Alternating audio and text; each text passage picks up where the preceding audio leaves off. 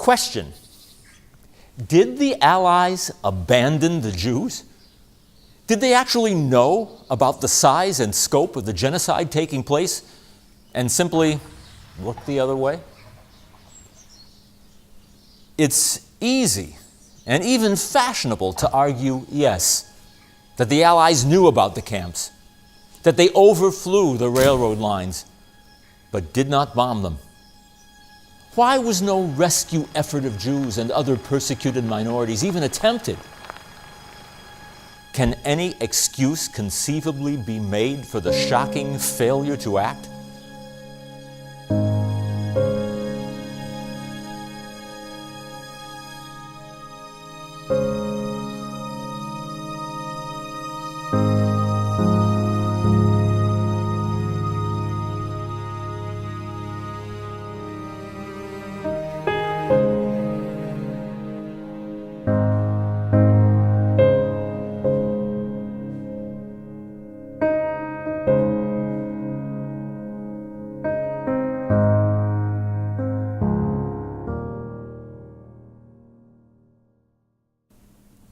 Some despairing voices still echo from the Holocaust, such as Shmuel Ziegelboim, a member of the Polish Bund.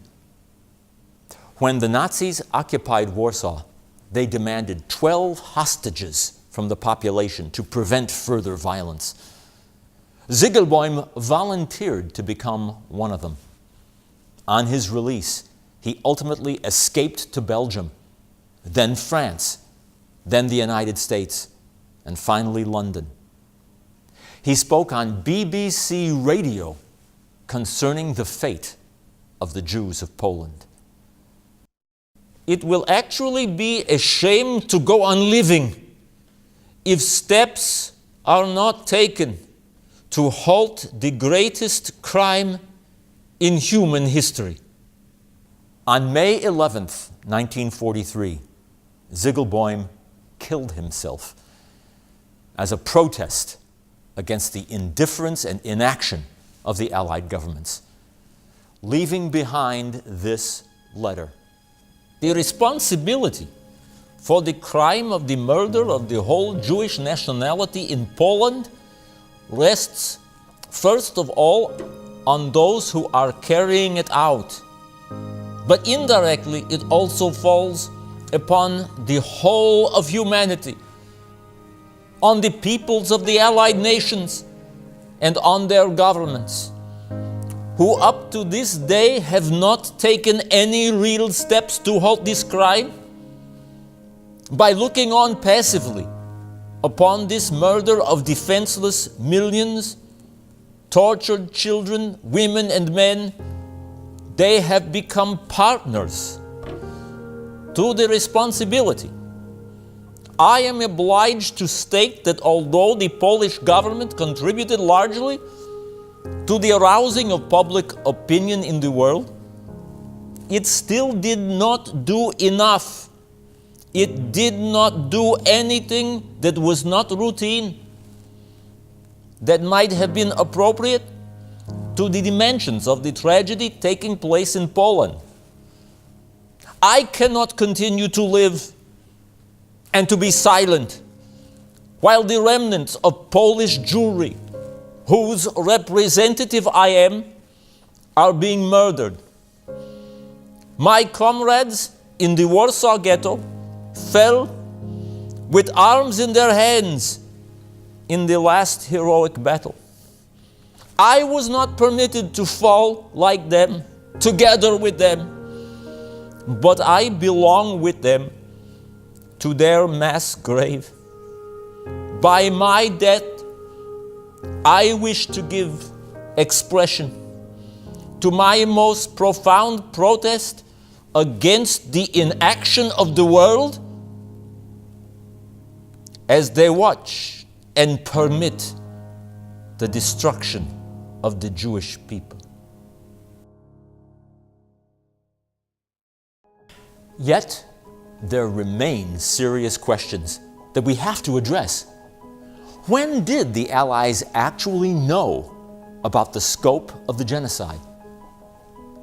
Did they, in fact, have the capability of rescuing the victims?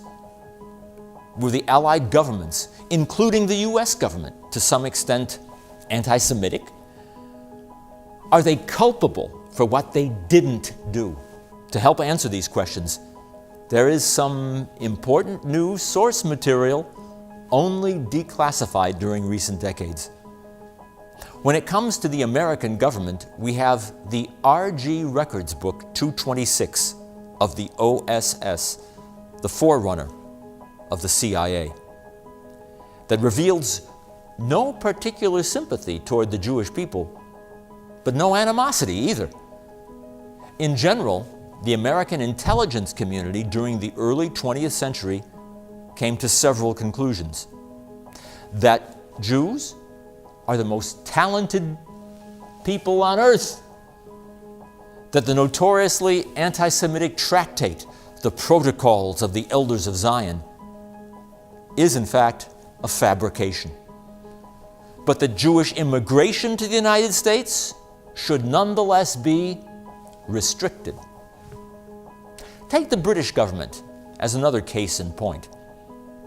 An argument can be made that Britain did nothing, not because the government was anti-Semitic, but because it was afraid of certain elements among the British population that coupled anti-Semitism with a desire to turn England fascist.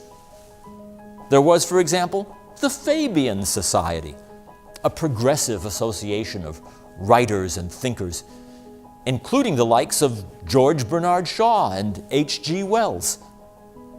They were sympathetic to the concept of eugenics, that is, to determine the course of future human evolution, and even sympathetic to the Nazis. George Bernard Shaw actually stated that Nazism and Judaism are the same. Nazism is an understandable reaction to Judaism. In time, there was a good deal of worry over whether representative democracy in Britain was even sustainable. Prime Minister Neville Chamberlain was personally worried about the masses, not to let them get out of control as in Germany.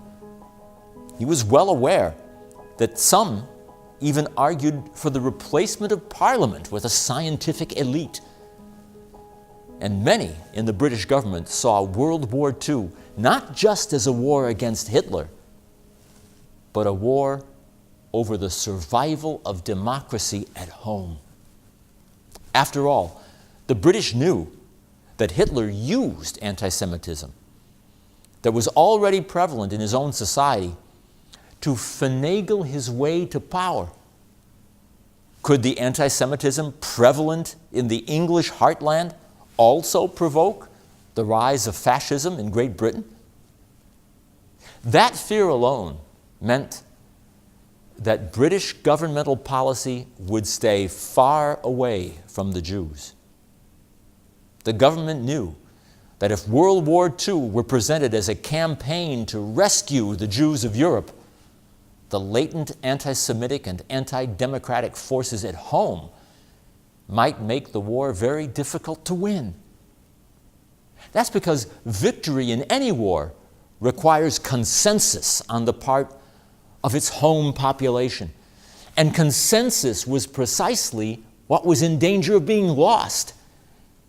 It doesn't make the British government anti-Semitic simply because it recognized the ugly forces at home that it was dealing with.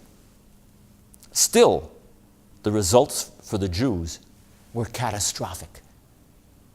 In May 1939, Britain succumbed to Arab pressure, stemming from the Grand Mufti of Jerusalem, Hajj Amin al-Husseini, who was a personal confidant of Hitler. Consequently, Britain approved the Malcolm MacDonald White Paper, dropping its proposal for partitioning a national Jewish home in Palestine, as articulated in the 1917 Balfour Declaration.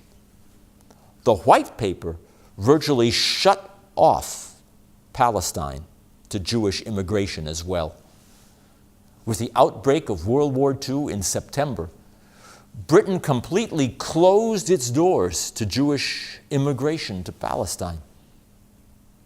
Back in America, there were similar concerns that rescue actions on behalf of the Jews might inflame anti-Semitism in the heartland and damage consensus for the war effort.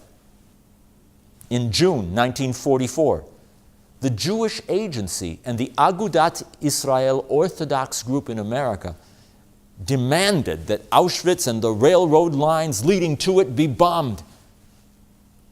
But since January of that year, the policy of the combined chiefs of staff in Washington had been to concentrate on military targets only. Auschwitz was considered civilian, and America rejected the proposal. A parallel demand was made of the British. In August 1944, the Jewish Agency for Palestine requested, on behalf of Jewish organizations worldwide, that the British Foreign Office green light an attack to bomb the camps, especially Auschwitz-Birkenau. American planes were already bombing Germany, and targets near Auschwitz had already been hit. Winston Churchill, for his part, was a well-known Philo-Semite and favored bombing Auschwitz and the railroad lines. But his demands that the bombings be executed were basically sabotaged by the Foreign Office and the Air Ministry. But since he had neglected to deliver the necessary information about the layout of the camps needed to conduct bombing raids, he decided not to pursue the matter further. He wrote his private secretary as follows. So far as I can discover, these bombing plans never were in fact communicated to the Air Ministry. The Minister of State on September 1, and on behalf of the Secretary of State, agreed in writing to the Secretary of State for Air that in view of the difficulties of the operation of bombing the camps as requested by the Air Ministry, they said they had no detailed information of the topography, the layout of the camps, the idea of bombing them might be dropped. We are therefore technically guilty of allowing the Air Ministry to get away with it without having given them, though we had it, the information they asked for as a prerequisite.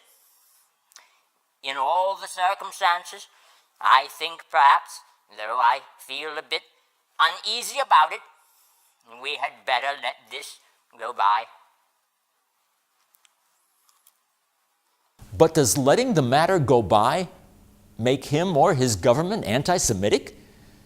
Considering the concentration camps, he later wrote to the Foreign Secretary on July 11, 1944, as follows.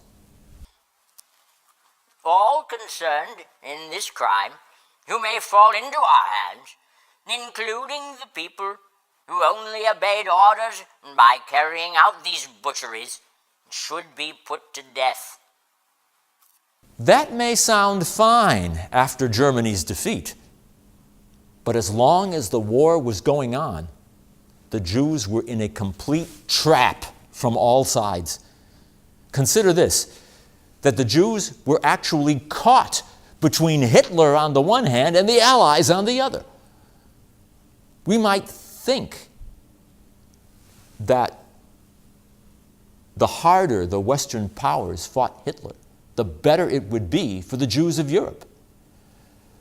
But if the Allies had actually taken rescue action on behalf of the Jews, it would have worked against the very Jews they were trying to save. How so? Because Hitler saw the Jews as responsible for all Allied action against Germany. As far as he was concerned, the Jews were directing an international conspiracy. The Allies were in their pocket. This warped idea is clear from Hitler's famous prophecy speech of 1939.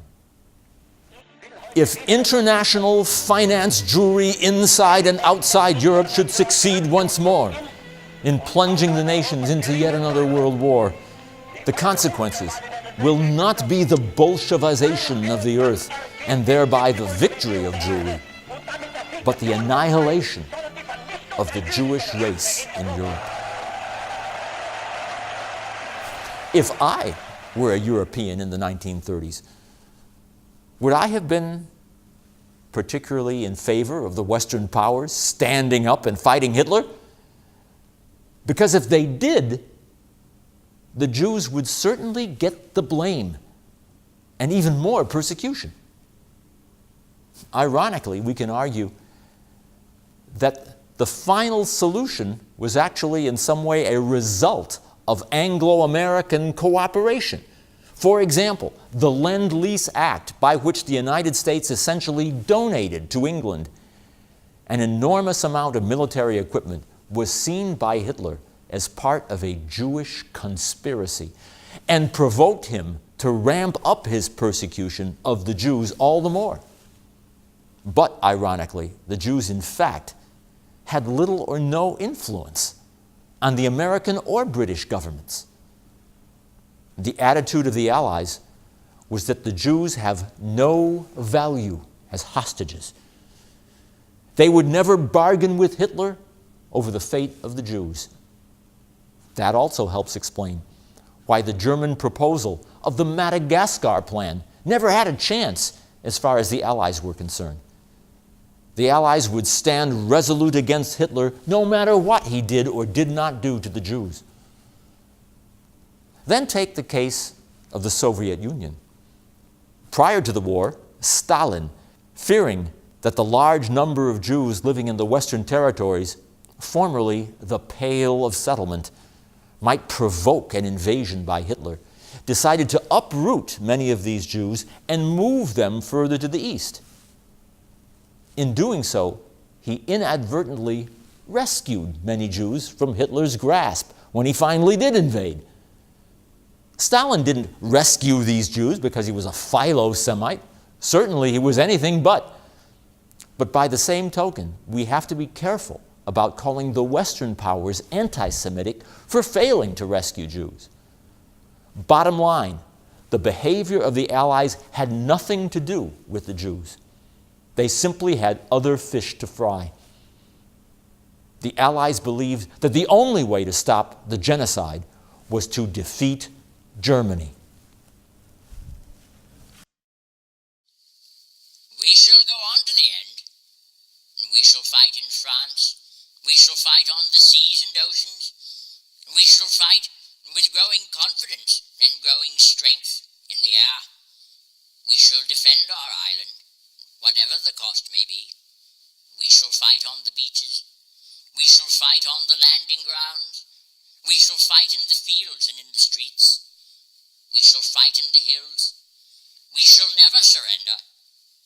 And if, which I do not for a moment believe, this island or a large part of it were subjugated and starving, then our empire beyond the seas, armed and guarded by the British fleet, would carry on the struggle until, in God's good time, the new world, with all its power and might, steps forth to the rescue and liberation of the old.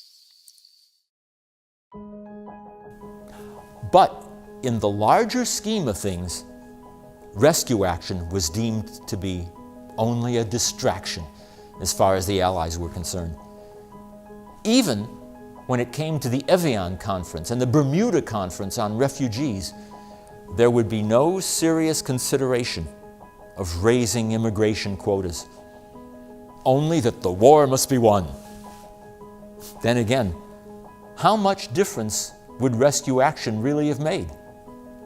After the war, Hitler's architect and minister of armaments, Albert Speer, testified that it would have been almost impossible to hit the railroad lines leading to Auschwitz from 27,000 feet in the air. He even declared that hitting the railroad lines would have been stupid. as the damage could easily have been repaired by a few Polish workers. In the end, the Allies thought it impractical. The Allies did indeed bomb the railroad lines in northern France, since Eisenhower insisted on it. But the outcome was questionable. And in spite of Allied bombing, German war production actually rose during the war years. When asked what would have happened if the Allies had succeeded in bombing Auschwitz, including the gas chambers, Albert Speer declared that Hitler was so intent on implementing the genocide that he would have ordered the immediate shooting of Jews. Indeed, the Germans didn't need Auschwitz to kill large numbers of men, women, and children.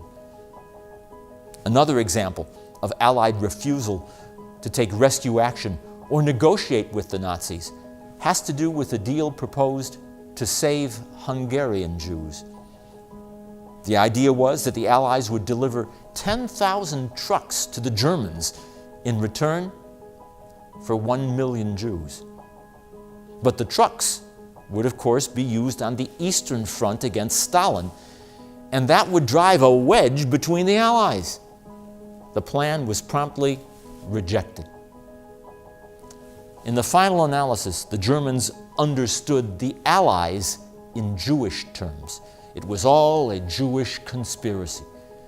The Allies acted in an unconnected fashion. And that's perhaps the most important insight we can glean from all of this. The Allies certainly didn't invent anti-Semitism. What they did do was to take decisions within the constraints of political realities. Their main objective? Win the war. Negotiation on the Jews or rescue action might only damage their domestic consensus. Even when it was all over, the Allies were careful that it not sound to their populations like it had been a Jewish war. At the Nuremberg trials, for example, many Jewish lawyers who would have loved to have served for the prosecution were put aside by Chief Prosecutor Robert Jackson. And the charges against the Nazis might have been framed as genocide against the Jewish people and other minorities. But instead, the issue was blurred into the more nebulous charge of crimes against humanity. As Henry L. Feingold wrote in The Politics of Rescue, the energy, resources, and will committed to rescue never remotely matched the Nazi commitment to liquidation of the Jews. In short, we need to go beyond simply another sermon on man's inhumanity to man. My own impatience with the listless manner in which the State Department approached the rescue problem has, I fear, crept into the narrative.